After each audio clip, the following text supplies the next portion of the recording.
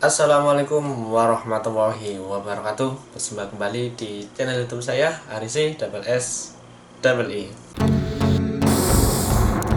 Aduh.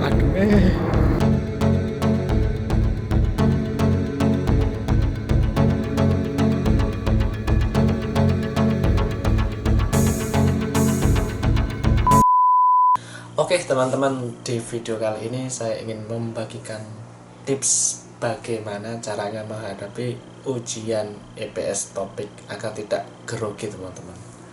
Oke, sebelum kita melanjut topik pembahasan, saya ucapkan terima kasih dulu kepada teman-teman yang sudah menombol tombol merah mensubscribe, membagikan atau like. Nah, saya ucapkan terima kasih dulu pada teman-teman semua. Semoga sukses selalu menyertai teman-teman semua. Amin amin ya rabbal alamin.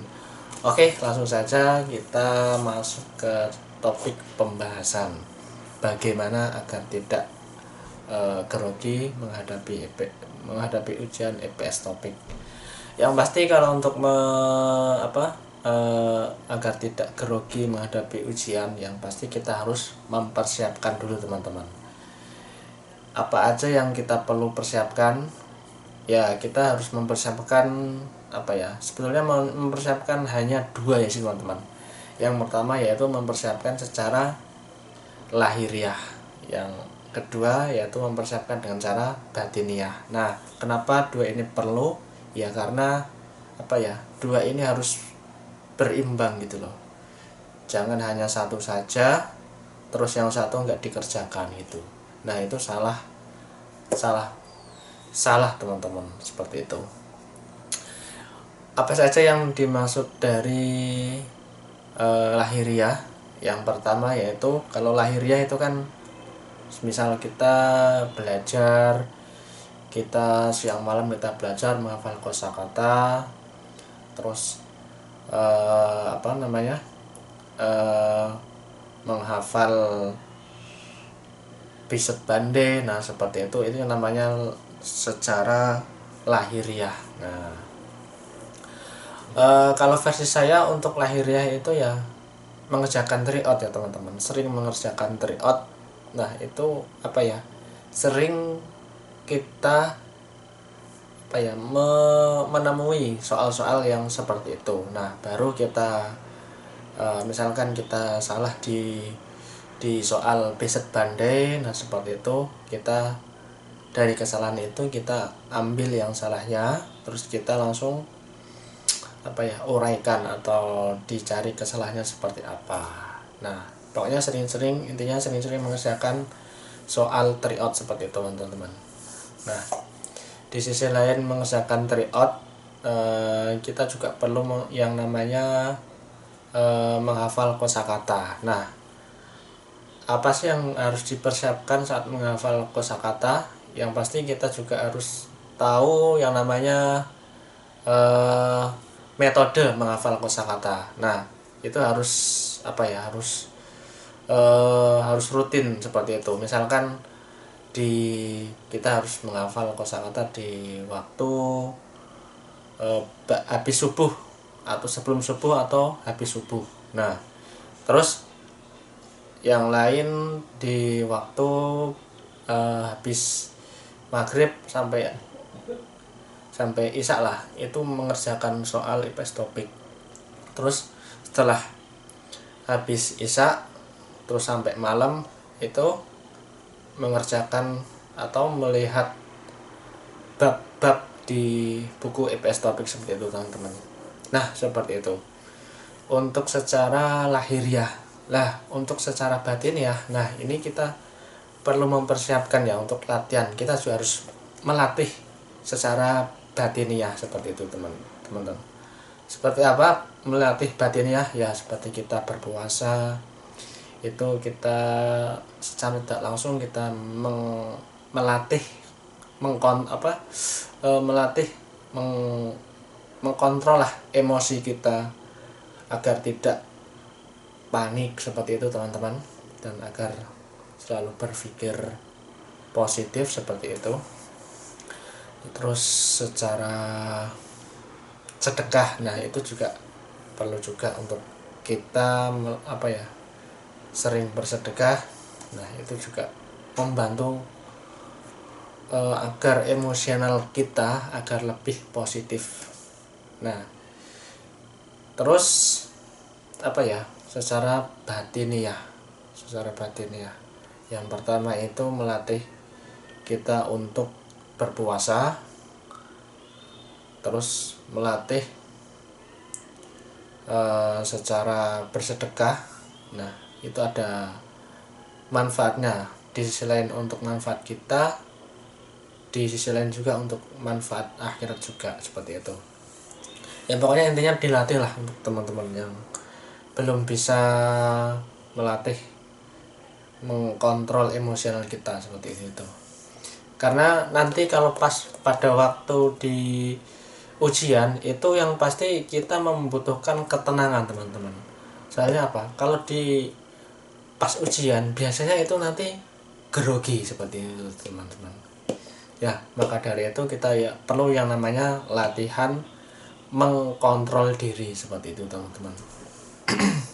Kalau versi saya dulu itu kan ketika akan menghadapi ujian itu pagi hari atau sebelum kita berangkat di lokasi kita ujian, kita malamnya sholat tahajud dulu. Kalau saya itu dulu kayaknya sholat tahajud dulu, terus sebelum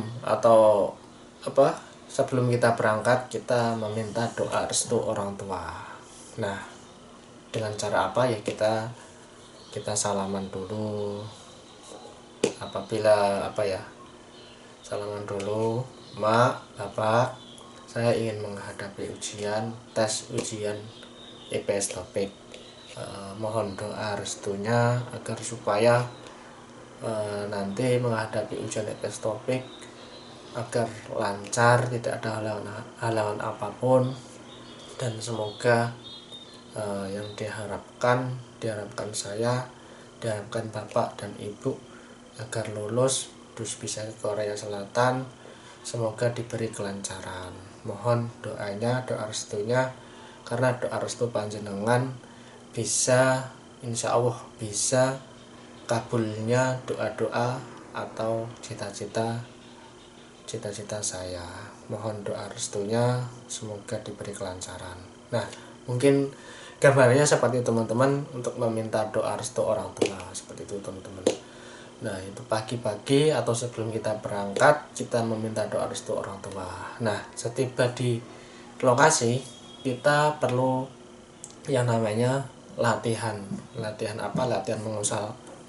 menghafal kosakata. Nah yang sering itu soal-soal biset bande. Nah itu sering banget teman-teman itu salah di bagian itu. Nah itu perlu dilatih di situ, biset bande. Atau kalau teman-teman nggak tahu bisa cari di Google atau di translate biset bande itu apa. Nah itu biset bande itu kan persamaan kata. Biasanya sering teman-teman itu salah di bagian itu. Nah itu perlu dilatih juga. Itu soalnya sering banget muncul di soal-soal IPS topik. Nah setelah kita tiba di tempat lokasi, kita menghafal kosakata. Pokoknya berusahalah menghafal atau selalu menghafal, mempersiapkan. Terus setiba kita akan memasuki ruangan, usahakan kita berdoa dulu, meminta kepada Allah SWT. Terus kita al-fatihah dulu kepada Kanjeng Nabi Muhammad. Terus kita al-fatihah lagi kepada nama kita al-fatihah buat nama kita agar menghadapi ujian dengan tenang dan fokus. Nah seperti itu teman-teman. Pokoknya intinya nanti membaca al-fatihahnya 7 kali selama kita memasuki ketika kita setelah kita duduk atau memasuki ruangan. Nah itu pokoknya membaca untuk agar supaya kita menghadapi ujian supaya lancar dan tidak ada halangan apapun. Terus apa ya lagi ya? Ya intinya jangan lupa berdoa lah, seperti itu teman-teman. Di sisi lain kita sudah maksimal belajar di LPK, ya lah selanjutnya kita maksimalkan, kita usahakan semaksimal mungkin lah intinya. Nah itu kalau sudah dimaksimalkan usahanya, nanti selanjutnya kita serahkan dan pasrahkan kepada Allah Subhanahu wa taala hasilnya bagaimana. Ya insya Allah dengan tips seperti itu insya Allah lulus sampai Korea lah. Saya doakan semoga teman-teman yang akan menjalankan ujian EPS topik di tahun ini, khususnya di bulan Juni, saya doakan semoga diberikan kelulusan, diberikan hasil yang sebaik-baiknya hasil.